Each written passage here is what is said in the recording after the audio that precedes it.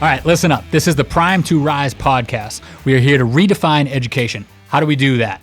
Your prime is your greatest state of strength. We want to help you rise to your prime and beyond. My name is Ike. I am your host. You can follow me at Don't Tread on Ike on Instagram. And of course, you can always go to our website, prime2rise.com. Go check out our student loan and budget calculator. That's available for you at prime2rise.com. Go find out what the return on investment is for your education. Today, we have a man who I have a tremendous amount of respect for. I'll start by paraphrasing Booker T. Washington. I do not judge a man by what he has achieved, instead by the obstacles he's overcome. The man in front of me is the epitome of that message. He's dealt a terrible hand in life, but never played the victim. And today, he owns and operates his own demolition company with over 100 employees. Yes. Still, right? Okay, so that's quite a big operation. Many people think of demolition as a bunch of toothless idiots with sledgehammers. You offended by that? This guy has brought precision and professionalism to his work in a way that not only sets him apart from all demo contractors, but all contractors that I have personally worked with across the country. Please welcome the owner of Wildcat Renovation, Al Miller. Al, how you doing? Doing great. Glad to be here. Happy to have you here. So let's get right into it. I want to, before we get into the business, I really want to hit the rewind button. I want to go back to the beginning. Where'd you grow up, and what was life like from like birth to junior high? Okay. So I was born in Ann Arbor, Michigan. 48 years old. I lived all over the Midwest. I came from a divorced family, like a lot of kids probably in our generation do and still do today. My parents were both in academia, so they all had PhDs. My parents remarried, and so all four of them had PhDs, some of them multiples. So, but I spent most of my time kind of being bounced around from different college towns. Spent time in Iowa, time in Detroit, time in Indiana. I lived with my mother until the time I was about 12, and then I was sent to live with my father in inner city Detroit. When I was sent with my father, he wasn't expecting me to be there. So it was like one day I was in Iowa, next day I was in Detroit. I spent a year living with my father, and at that point, he decided that he was going to put me in an institution, and I don't know if he didn't want to be a father anymore. He thought it was the best thing for me. Pretty tough. Okay, so it sounds like kind of like a Big Daddy situation, like if you remember the movie Big Daddy, where the kid shows up at Adam Sandler's doorstep and he wasn't expecting him. I don't like so that. when you start out saying that there was a lot of education and PhDs going around, I wouldn't really expect that to be the case for you. So very well published, very big professor, but maybe not the best at parenting. That wasn't a big part of his skill set. So I was put in an institution when I was 13 years old.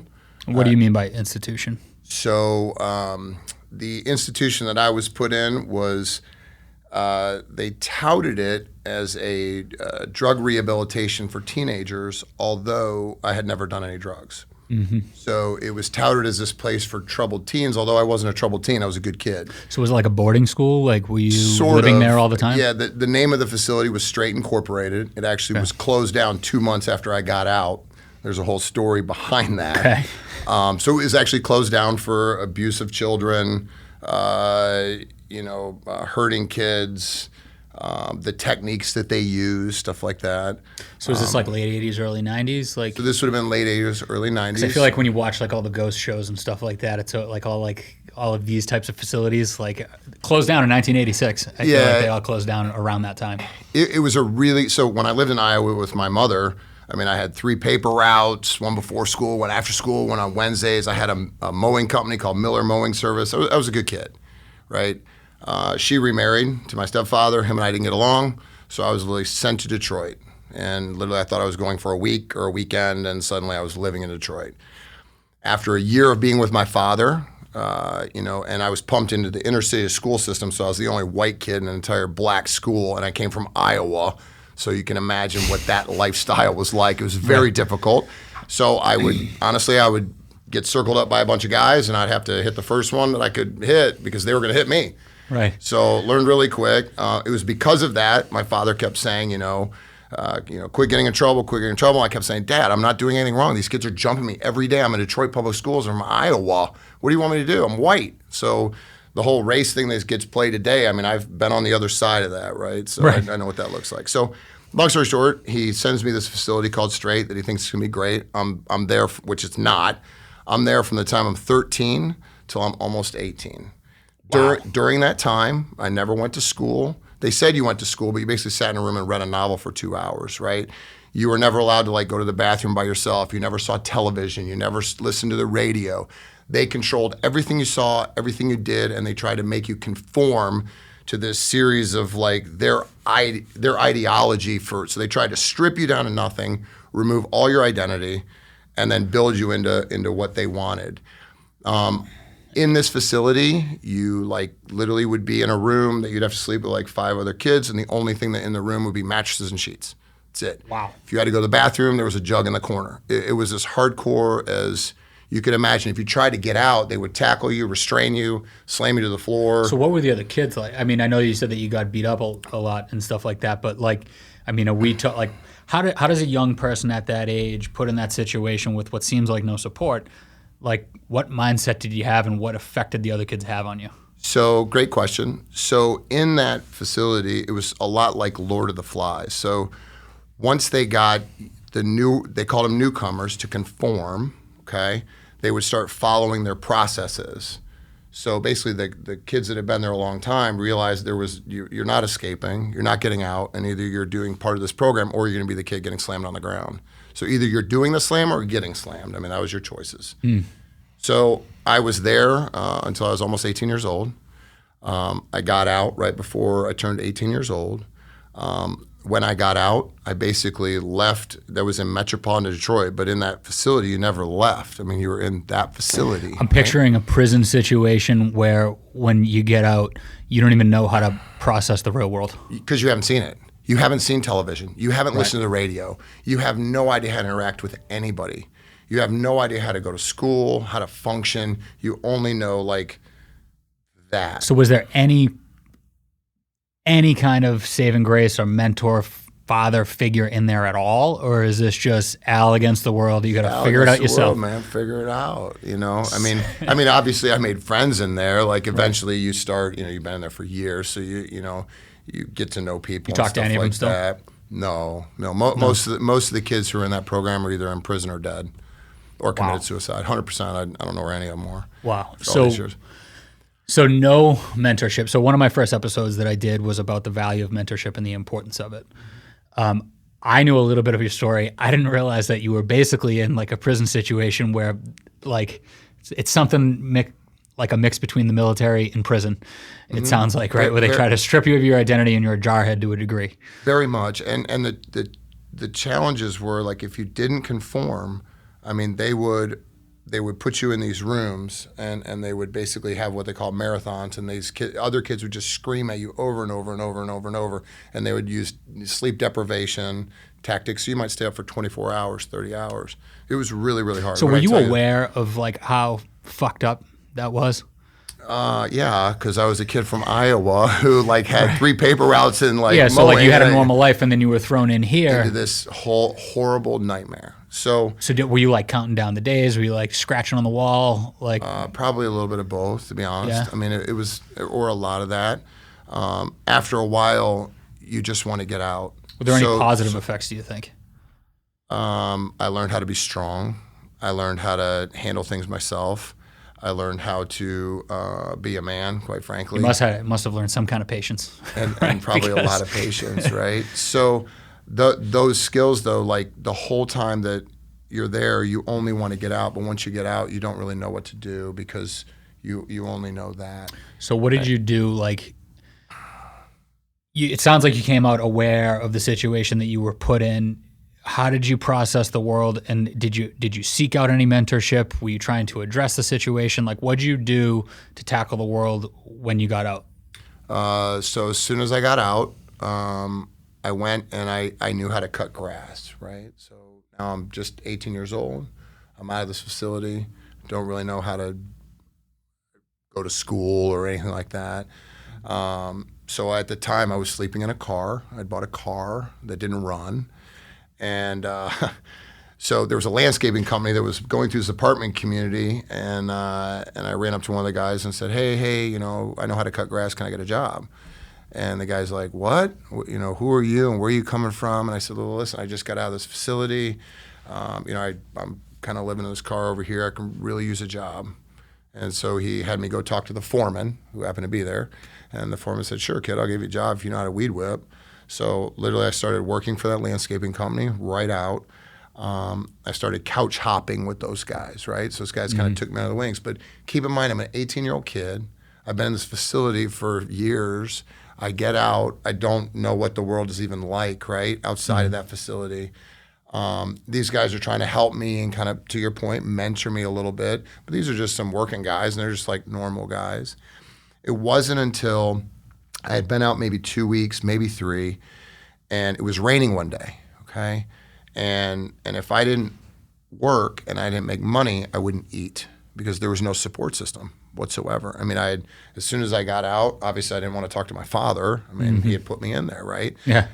My mother, who shipped me to Detroit, I mean, I haven't spoken to her since I left when I was, 12 or 13, right? So there's no support system. So it's raining one day. I'm living in this car, and across the street from this apartment community is like a day labor staffing service, like a Manpower or Labor Ready. I don't remember what it was called, but I went over there and I said, hey, do you guys have any work? I work for the landscaping company, and it's raining. And they said, can you do some road construction?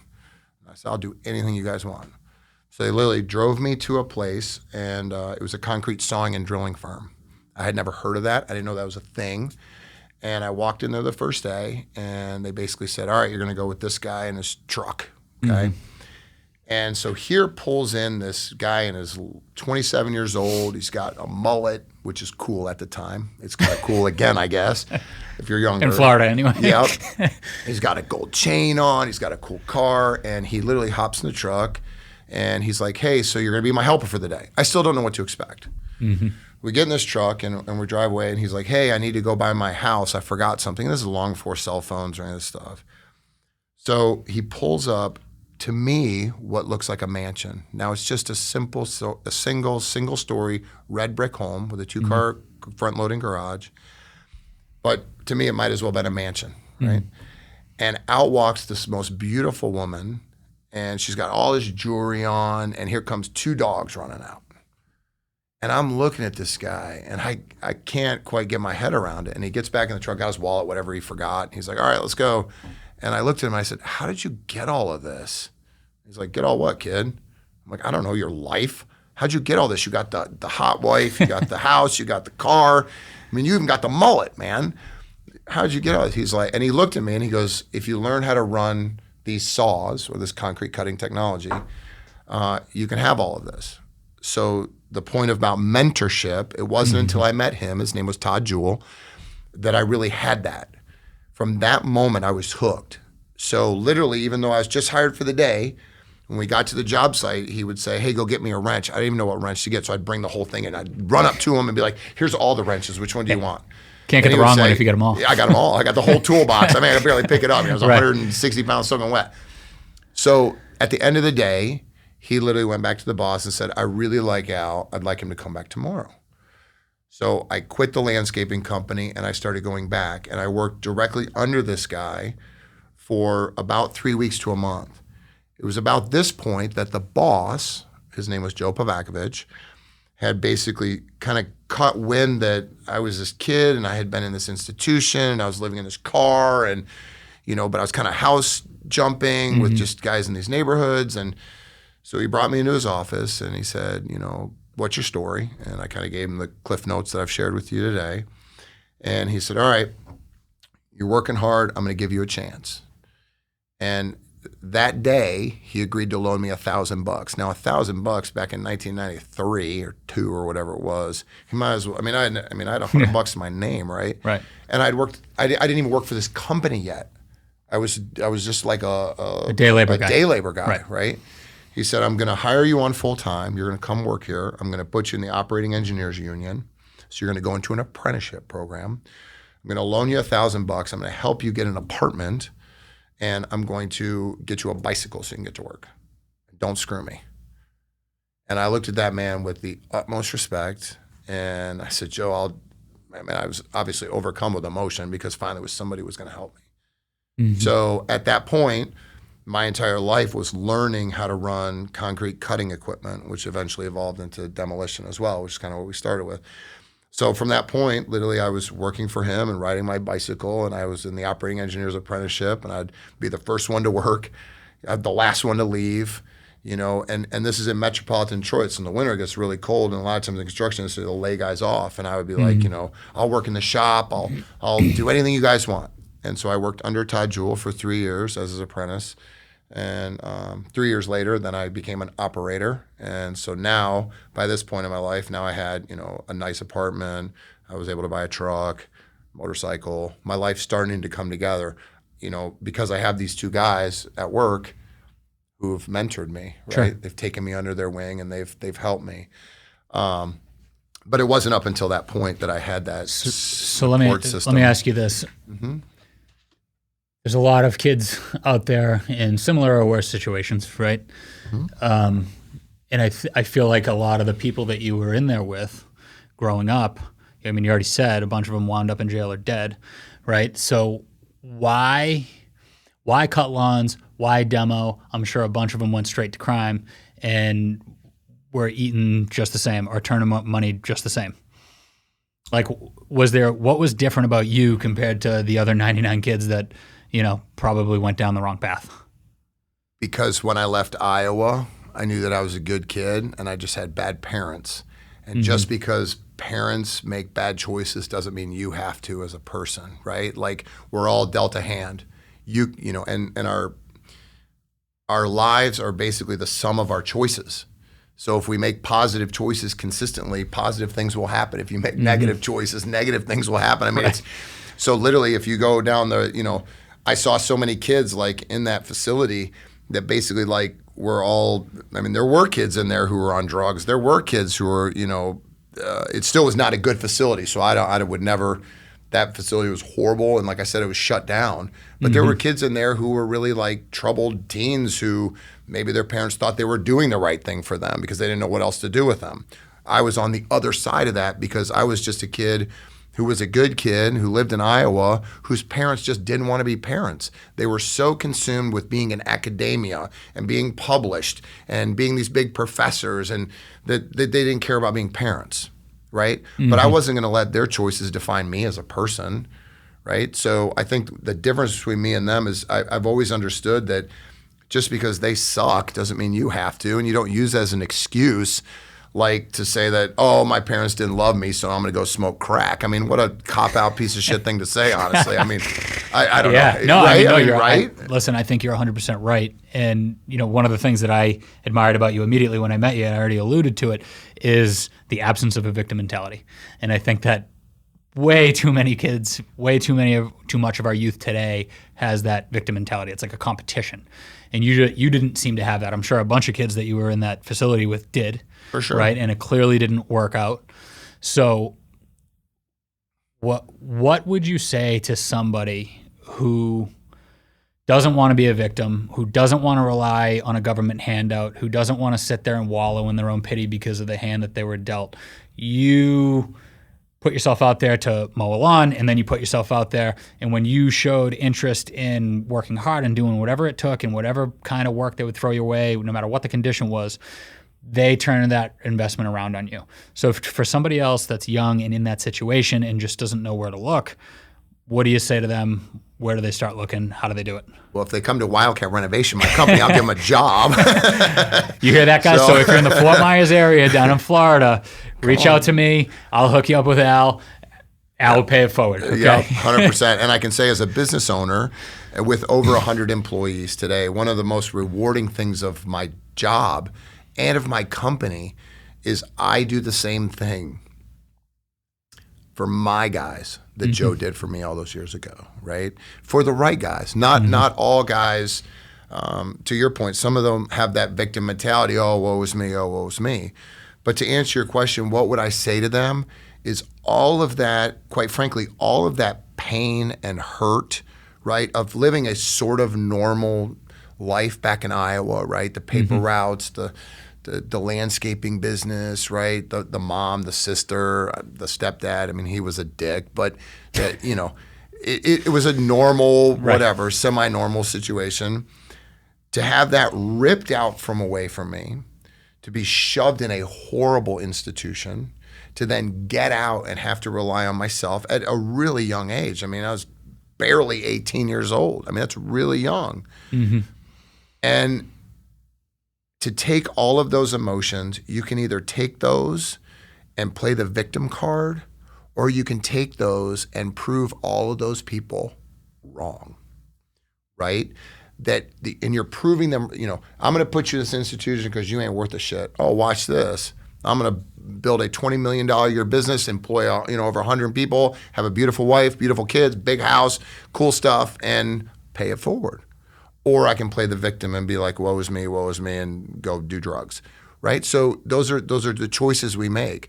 I think too much today in our society, being a man is like a bad thing now, right? Like if you're a masculine guy, like that's supposedly not cool or something like that. Where I totally disagree with that. I think being a man is taking that pain and that suffering and that hurt and turning it into something positive and using that as strength, using that as fuel, right? To get out of your situation and move away from your situation. One of the reasons I became so successful was not because I was some, you know, business genius. I've never even graduated from high school. It's because I was able to take that hurt and turn it around and say, okay, Dad, so you don't want anything to do with me? Watch me. And while I haven't spoken to him in many, many years, right, I know that whatever they thought or whatever they did, they're so wrong. And now they're the ones missing out. Right? They've never met their grandkids. They've never seen how successful I've become because they don't need to, because I know. So hopefully that answers that question. I think it answers it 100%. And you and I have a parallel in that, right? Like I have a parent that I guess kind of let me down in the loving me department, but I look at anything negative that I got from either of my parents growing up and I look at it and I am determined not to be that for my son, right? I'm determined to be a bigger and better man, to be a giant so that he can stand on my shoulders and reach for higher things. And I see the same thing in you. And I think you and I both did the same thing when I was 12, 13 years old, that I started ripping roofs in Boston. Right? Like that was my start. I was just willing to do whatever it took just to get my foot in the door, just to learn and just to get cash flow and money going. Now I gave it to, you know, my mom at home who God knows where that money went. I thought I was paying the bills. Very clearly was not when the cable went out, right? But the point is you got to find a way to put yourself out there. Go on Google. You didn't have Google in 1992. I didn't really have Google in 2002, right? You just find a way to reach out to these companies and put yourself out there and play a numbers game, right? Like just keep reaching out until somebody like an Al Miller or an Ike is going to see you and want to pay that forward. If you go back to, I think it's episode 1 or 2, one of the clips in there, I talk about how important it is to find the right mentorship, but you got to put yourself out there. And the only thing better than that is to turn around and be that for somebody else, right? So that's awesome that you just said that. Extremely profound, extremely valuable, and I really hope that young people pause, rewind, listen to that again because it's so important. So now you're 18, you're learning a skill, right? That's going to keep you fed for the rest of your life. Yep. Most guys would just keep doing it, right? Like the guy that you were talking about initially sounded like a foreman or something like that. Maybe a crew, you know, crew chief, crew leader or something like that, right? I know at some point you looked at it and you said, screw this, I can do this better than all these guys, right? Yep, so what was that moment and where'd you go from there once you realized that you wanted to reach for bigger and better things and create that $20 million business with 100 guys and, you know, all that stuff? So as I'm working for Joe and working under Todd, and then I become an operator, right? The natural born entrepreneur in me. So we go back to, you know, when I'm in Iowa and I got these, I mean, one kid has one paper out and that's good for him. Mm-hmm. Well, I had one before school, one after school, and an extra one on Wednesdays because I liked money. Right. Okay. Because money, you know, affords you the ability to do things that you can't do obviously without it, right? It buys you freedoms. I mean, that's the reality of it. So as I'm working for these guys, I'm already realizing that what we're doing cutting concrete is so physically demanding, and it is. It's a very, very physical job. There's no way I'm going to be able to do this for 30 years, whatever my career is going to be, right? And I like to talk to people, quite frankly. And this is before they had the equipment that I see your guys working with now, where it's a freaking joystick. Before we had radio-controlled demolition robots and all this. I mean, you were slinging diamonds, and I mean, it was hard work. So anyway, so I wanted to get into sales. Okay, so I knew that I as soon as I had learned the trade, then I wanted to figure out how to sell it. And I think that was just a natural, growth piece for me. It was like I had accomplished this goal, and so now I want to learn how to sell it. So could you have sold without knowing it? No, it would have been very difficult. I mean, very difficult, because you wouldn't understand all the nuances, right? So by learning it from the ground up, being the labor carrying the box of wrenches, because you don't know the difference between, an open and a closed-headed wrench or whatever, a crescent wrench or a pipe wrench, starting from the ground up, you learn all the nuances. So I went to my boss and I said, hey, I'd like to get into sales. Now this is, 4 or 5 years later. So, I mean, I've paid him back the $1,000. I've worked hard for him. And he kind of chuckled and he said, I knew we were going to have this conversation sometime, Al, but you are only like 24 or whatever at the time. He goes, you got a long time and we're not trying to grow the business. So at that point, his business, he had like 15 service trucks and maybe 30 guys, 35 guys, and he was happy where he was. He wasn't looking to turn it into a Wildcat Renovation, right? So I had actually stayed in contact with one of the kids from the program. Well, I haven't spoken to him in many, many years. At this point, I still had some contact, and this is when payphones still existed. So I went and called him, and I actually went to Indianapolis to visit him for the weekend. On that trip to Indianapolis, I went to some other concrete sawing and drilling companies and solicited them as a salesman. And I said, listen, I'm an operator, okay, but I'd really like to do sales for you, and I'm coming out of the Detroit market. A company ended up offering me a job, so I ended up going back to Detroit, talked to Joe, and I was hoping, quite frankly, that I would just leverage him to put me in sales. That was like my real goal. Yeah, I mean, go ahead. That was my real goal. Like, oh, okay, Al, no problem. We'll put you in sales. It's okay. Instead, he actually stood up from his desk, told me he was really proud of me, actually. That actually kind of choked up some emotion, because it was a big deal in my life, right? Because he had helped me get out of the car and he'd helped me get this apartment, and now I'm moving up and he's proud of me. Right? He's like, good for you. And he shook my hand. He actually gave me a big hug and said, are you going to work your 2 weeks, right? I'm like, of course I'm going to work my 2 weeks. I'll work as long as you ask me to work. So boom, gone. You went to Indianapolis. Yep. So I go to Indianapolis. Wait, talk about the balls that it took for you to sell yourself to these companies, because you pretty much cold called them, right? Yep. And I know a lot of young people today, whether it's fear of rejection or just staring at their phone, they can't pick up the phone and call somebody. So I did more than that, and I would encourage anybody listening to do more than that. So back then, you would have to look things up in a phone book, and most kids don't even know what that is today. And then break out a map and go find it. You got 100%. You had to know how to read a map too, right? And you're in another city, and there's no cell phone, there's no GPS. I mean, whatever. So I literally looked up concrete cutting in the phone book, and then the first one was ABC concrete cutting, just because it's alphabetical order. Right there. So I literally drove to their facility, walked in the front door, and said, hi, my name's Al Miller.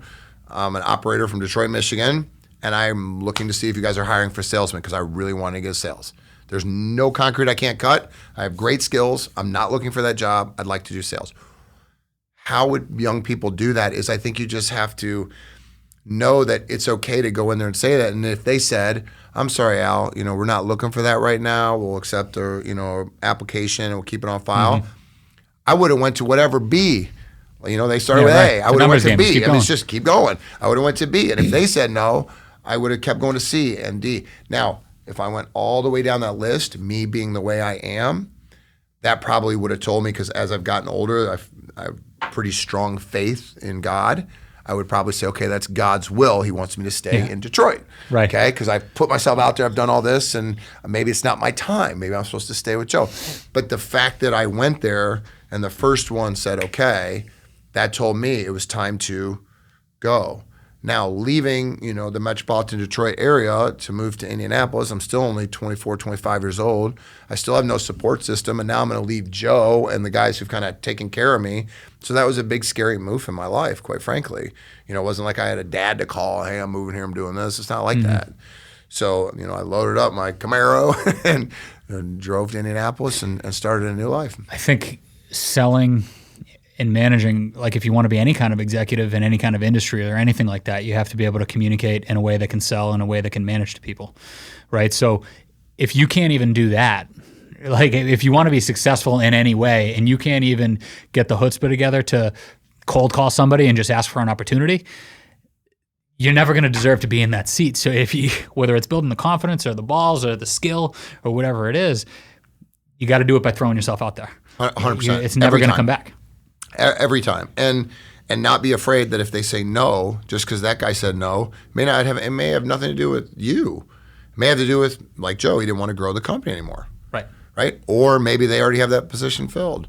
So you said something that I got to go back to because the podcast has got a bunch of eyes on it. And in one of the posts, the comments section is going off. And one of the most common comments that I have coming in right now are that the owners of companies don't care about their workers, that it's backbreaking work, and that, oh yeah, you might make a decent wage today, but you'll be, hunched over and won't be able to stand up at 50, right? And you kind of alluded to that.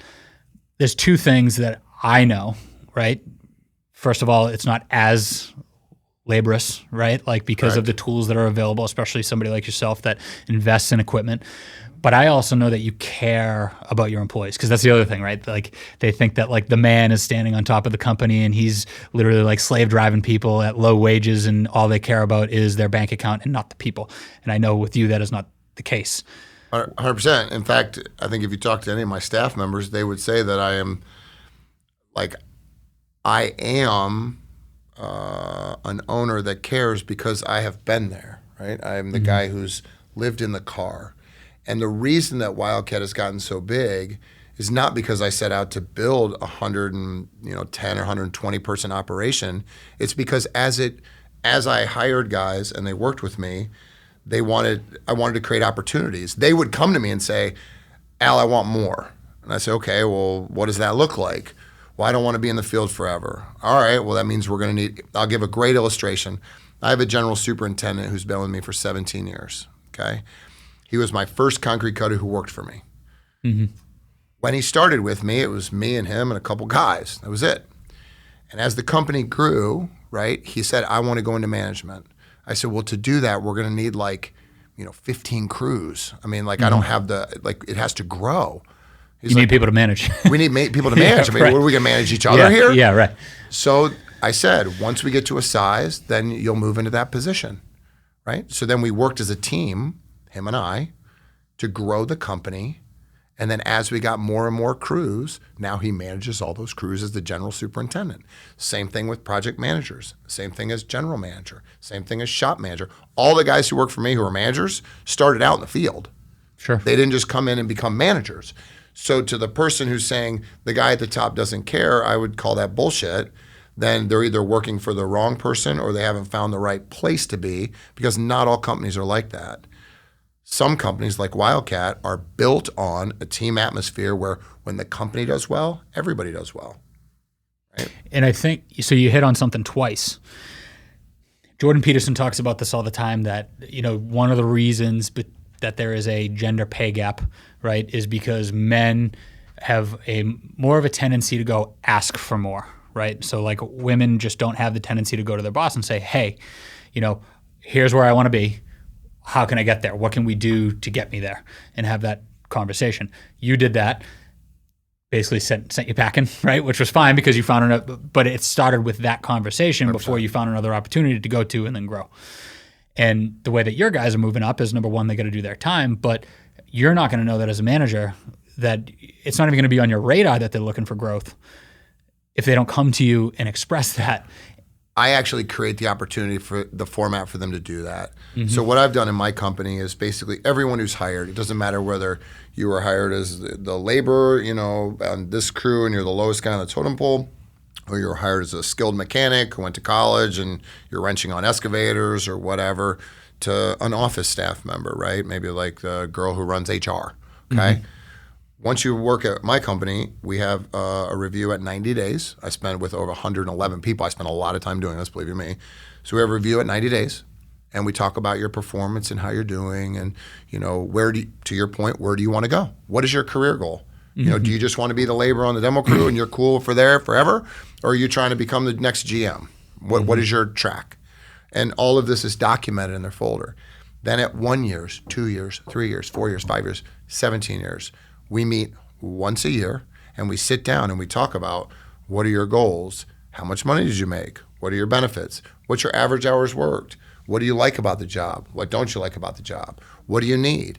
And we have conversation. And literally, I have a couple, like a bunch of these every week because of how it just goes, right? To make sure that those opportunities are created, right? Back to the general superintendent point, I always knew that's where he wanted to go. So we made sure that he got there, right? I have some guys who've worked for me for over a decade. And literally, I'll meet with them once a year and say, hey, man, how you doing? Doing great. Hey, listen, you're working an average of 56 hours a week. You're making $20 an hour. Here's what you've been doing, whatever. Do you want to move up? No, Al, I'm cool right where I'm at. I'm like, okay, well, you do understand you're kind of maxed out at that pay rate, right? Like I can give you a little tick for the cost of inflation, but I mean, you're right here. If you want more money, I can pay you more, but you got to take on more responsibility.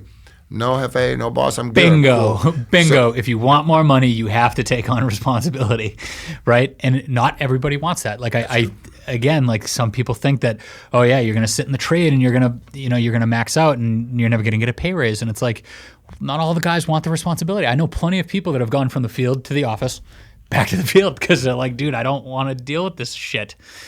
100%. Happens all the time. I have some what we call right-hand guys. So they're like, you have the crew chief and then like his right-hand guy. Right-hand guy is one step away from being the next crew chief. Right. And literally I'll meet with them and I'll say, are you ready? Nope. Why? I mean, they run, when the crew chief goes on vacation, they run the crew. Yeah. When the crew chief calls off, they run the crew. I'm like, I'll give you a $3 raise. Please take the job. I want to grow my company more. Right. Nope, I'm cool right here. Now that's their choice and that's okay. But then they understand why they are where they are, right? They can't get mad. They can't get upset. They understand. They also understand if they'll take on the more responsibility, here comes all of the rewards with that, right? So it goes hand in hand. But for me and my company, the one thing that was really important is that I always wanted my guys to know that A, I was accessible, right? B, a lot of times in the trades, guys will say, oh, my boss hasn't talked to me for 2 years, and then they'll walk through the shop and they'll try and grab him. Hey, boss, I need to talk to you 1 second. I need a raise. What I say in my company is respect given is respect earned. I'm going to give you the respect to sit down and take time with you to sit down and talk, but that is respect earned, so don't grab me when I'm walking through the shop and have that conversation, right? We'll do it at the appropriate time. We'll talk about it, and if it makes sense, we're going to do it. If it doesn't, we're not. So that's leadership right there. And Al's said it a couple times. It's like, you might not be in the right situation. And one of the best ways to know that is to have a good mentor, right? Somebody to put you either in your place, never be too high, never be too low, be level-headed, and make sure that somebody's guiding you or at least acting like a soundboard for you. One thing that I want to jump back to real quick before we wrap up is the labor itself, right? I really want to make sure people understand that the industry is not the back-breaking industry that it used to be. People work hard. You still want strong men doing certain things, right? Or strong people doing certain things. But there are a lot of tools out there now that weren't there 20, 30 years ago. And in demo specifically, like, you would think that it would be way more laborious than it is in some cases. So what's great about our industry is guys who work in the demolition industry, specifically for Wildcat, get to work with all kinds of cool tools and equipment every day, right? So people hear the word demolition, and you initially said they think of guy with 3 teeth and one's in his pocket and he's all jacked up. And that's not what Wildcat looks like.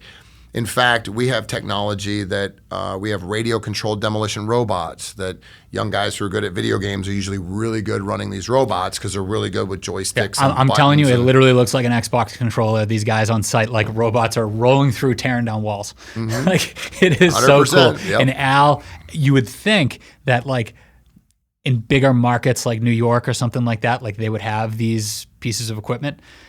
They do not. Al does. Right? Not everybody has them because he invests in his company and because he wants to take care of his guys and he wants to be more efficient, right? So he makes huge amount of investments in the equipment that he has, but he gets a return on it. Yep, 100%. Right? And in addition, so when you own technology like that, you don't burn your men out, right? Mm-hmm. B, you're teaching them if they can run an excavator, they can run these robots. So then it's basically like a good seamless transition, right? So a guy who can run a robot can run an excavator, a guy who can run an excavator, run a robot. You have to be real careful because we run robots inside of buildings and maybe we're not taking everything down. So it's a very precise thing. But it goes more than that. I mean, so what's really cool about our industry is one day a guy might be working on an excavator tearing the back of a building off. So he's working with heavy iron. That's super cool, super fun. The next day, he might be in an air-conditioned space, being on a ride-on floor scraper, tearing up floors. The next day, he might be working, with one of the robots, tearing down concrete walls inside of a building somewhere. It's always different. It's always changing. And honestly, it's always fun because it's never the same thing. So in our trade, we get variations. So we run between 18 and 20 sites a day. So that's, 18 to 20 different crews doing different things. And one guy gets assigned to one this time, and then he's doing something different. And then guys actually start getting their favorite stuff. So then they might come in their review, and they might say, man, I really like running the Brocs. That's what the robots are called as a manufacturer. So then we try and put that guy on more Broc jobs.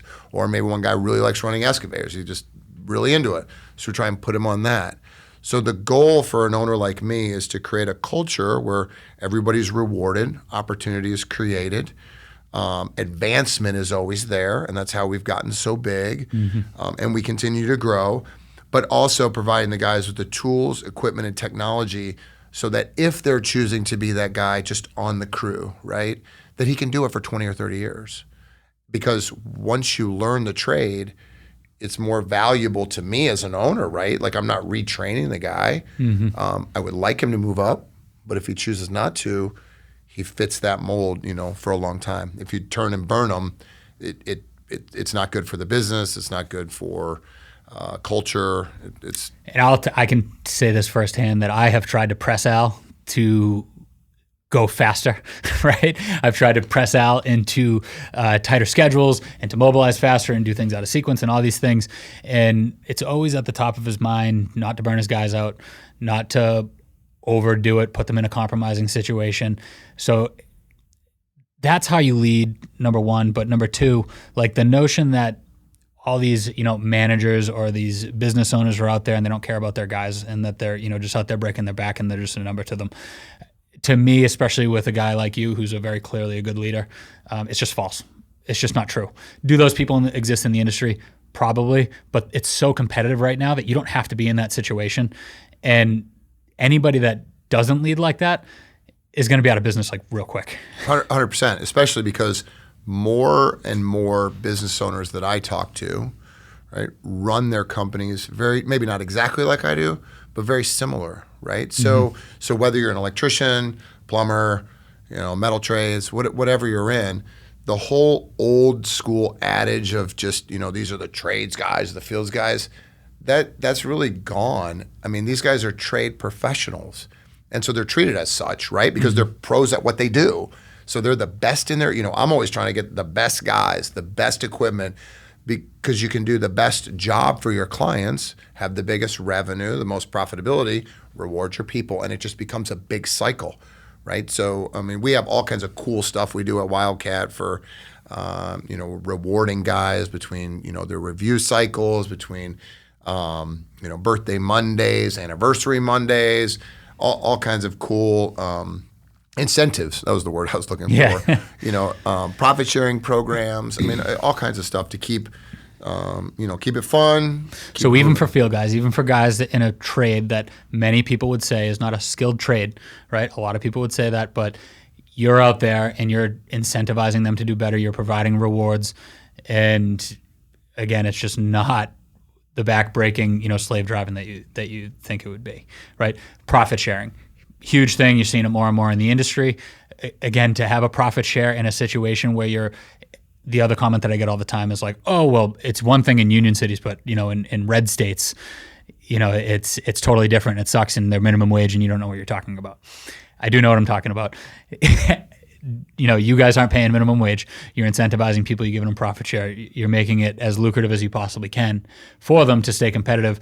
It is not easy in Florida to run over 100-man company without people trying to come in and poach. So, like, the proof is in the pudding that you're able to keep that many people for that long. You have to be paying them. You have to be compensating them. I want to ask one more thing before we wrap it up. How did you start the business? Like, how did you get your first client, right? Was it just you by yourself? You're like, hey, I'm Al. I have a concrete saw. I'm going to cut this up for you. And what's been your biggest challenge to grow the company from just Al, or if you had a partner, or whatever that looked like? Sure. So when I first came to the Southwest Florida area, okay, there's different lead generation services that you can purchase. What do you mean by lead generation? So general contractors will basically put out into databases, like Blue Book is one of them, and it's very inexpensive. So you basically would sign up for this online lead generation, and any business owner could do this. Any person who's looking for a job could do this. So basically, when I came to Florida, I looked on Blue Book and found what's called an invitation to bid, or an ITB, and so I went to my first pre-bid meeting, and there was a general contractor standing there, and it was his job, so he was CM at risk, and then he had some demo contractors and some electricians and some plumbers. And so do you have anybody behind you, like, at this point? Like, is it just Al with it's with like a logo? me showing up. It's just you. Hi, here I am. Yeah, right. So literally, like, I showed up and I walked up and I shook the guy's hand and said, hi, my name's Al Miller, and I want to do this job for you. And I don't know what it's going to take, but I want to be the demo contractor on this job. So that was how that started. As the meeting progressed, I kept raising my hand and asking question after question. There's probably like 20 or 30 people there. And he almost looked annoyed because I kept asking his question, but I wanted to make sure he recognized my face, right? So he knew who I was, so that way, like, he couldn't just, I didn't want to just be yeah, he's not going to forget Al. Yeah, 100%. This guy's going to remember me, okay? Yeah.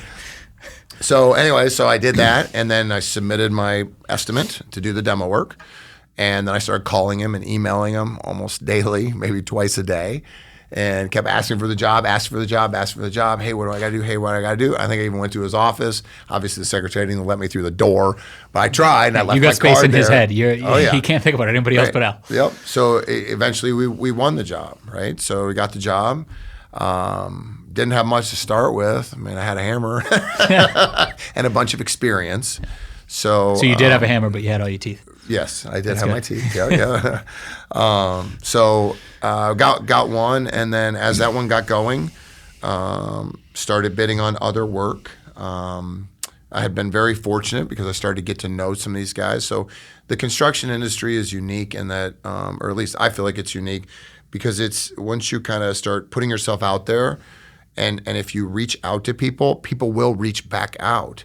So especially if they can see that you're, competent, you're professional, you're honest, right, and that your numbers are in the middle, right. So you're not the super high guy, you're not the super low guy trying to buy the job. You're there and you're trying to make a long-term career out of this, right? So you want to build relationships, you want to be here, and we want to do this job, we want to do the next 10 jobs with you. So you said something that I want to highlight.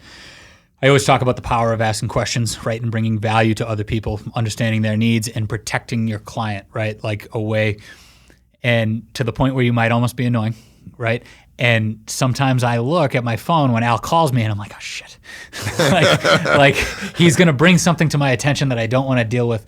But there's, as much as I don't want to deal with it, there's nobody else that I'd rather have on the job, because I know that I don't know demo as much as Al knows, right? And that when there is a problem or there's something that I should be aware of or something that's going to get me in trouble, whether it's his scope or not, he's going to bring it to my attention. And that is a value that I can't replace regardless of where his number is. You know what I mean? Like, I always want Al to be on the job. So you're just always trying to bring value to other people, right? Now, as you grew, what was the toughest thing? What was the biggest issue that you had? So there are probably two biggest challenges. I would say that the whole COVID thing was kind of its own weird. I mean, that was only a couple of years ago, but that was pretty tough. We lost millions and millions of dollars with a backlog instantly. How big were you at the time? We're probably 60, 70 guys-ish, 75-ish. Still pretty big. Yeah, I mean, it's because it's, 3 or 2 years ago, 3 years ago. So yeah 75 probably. But like one day when it was all kind of happening, right? It was like everybody's watching TV and, everybody says, oh, don't touch anybody and everybody's going to die and whatever. We lost millions of dollars worth of what they call backlog, or like these were jobs that we had. Jobs that you had in the future, they're coming, they're already in the books, we're going to do them, and then poof, they're gone. We're not making that money anymore. They're gone. I mean, they're just gone. Right. And my biggest fear in that moment wasn't necessarily for myself or my family. It was for what am I going to do for all my guys, right? Like a lot of these guys, while they make a really good living, I mean, they're still they're not as far along as say I am, or maybe other business owners. So if they're going to miss a bunch of work, what is going to happen? And if all these other jobs are shutting down, because it's not like they can go to a different industry. Like it was that was a pretty scary time. So I would say that was one of the big challenges. When the company was younger and smaller, the biggest challenge was for me as a business owner was having the capital needed to grow as rapidly as we could, because we were building relationships, and so more people are then wanting to hire us, but it's a push and a pull, because you want more people to hire you, but you want to make sure you're providing the service that they expect. Yeah, you don't want to get out over your skis. You got it. If you get out of your skis, you're going to fall, right? And for me, because of my time in Straight, and because of me living in a car, and because of all that, I was always afraid of debt, and so I never liked to borrow money, right? So I wanted to do a job, bill my job, get paid on my job. Ooh, now I can afford to go buy this used truck. All right, now I got 2, now I got 3, now I got 4, now I got 5. Oh, now I can afford some new ones. Okay, we're growing, but we're not accumulating debt because of my own personal, And I think a lot of people would combat that, right? They'd say, debt's how you grow, right? That's like the hot thing. Yeah, leverage money. Like, don't pay your mortgage. Like, you know what I mean? Right. Like, take out as much money as you can. Where I was very much the opposite, right? So I probably could have grown, faster earlier, but I wanted to be conservative and make sure that no matter what happened, right? And I tell my men this all the time, like, we're positioned that if Wildcat cut in half, I can still, maintain it, right? It's we got through the last recession of 10 and 11. We can get through, because there will be a market correction at some point. We can get through that one together, right? So I think the capital piece in the early market and the coronavirus piece, then downstream were the two. So you're at a point now where I bet you could probably take your foot off the gas a little bit and the machine would run itself. You don't. You're very, very, very involved, especially on the bigger projects, getting into the details, walking everything, and communicating to guys like myself. What's in the future for Al? What keeps Al going forward? What keeps Al's foot on the gas? So I love what I do, honestly. I mean, I love what we do. So I like finding the most complex selective demolition and concrete cutting projects that involve shoring and roof removal that I can possibly find and figure them out. They're like giant puzzles. And so I really enjoy what I do. So I think that's one. I mean, over the next year, we're moving to a new headquarters, so I'm super excited about that. We'll have an 11,000 square foot facility on 5 acres, and we need it all. So that's super exciting. So for me personally, like, is getting the new headquarters all set up and implementing more and more technology into the company.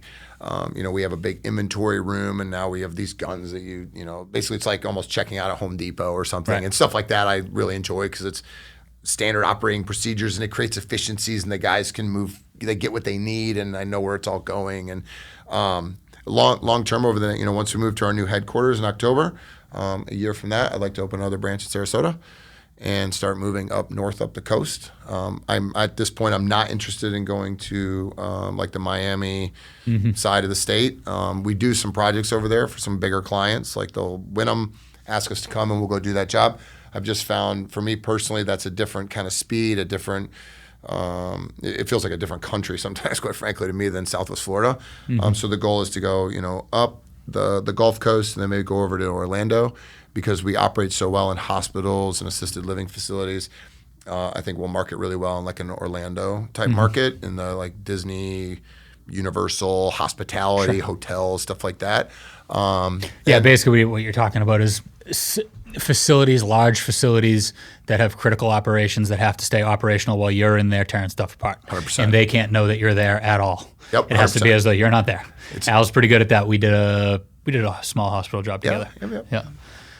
Okay, so I think that about wraps it up. I really appreciate you for coming in. I seriously think that this is going to be a pretty profound interview. This is the first interview I've ever done. So Did a really good job. Yeah. You did a really good job. You did all the talking. Guys, go back, check this out. There's some profound stuff in there. I appreciate Al coming in. Again, Al runs Wildcat Renovation. If you're in Southwest Florida and you are looking for a job opportunity and you don't know what to do, come on in the construction industry, reach out to me. I'll hook you up with Al. I'll pay it forward. Thanks, Al. Got it. Thank you.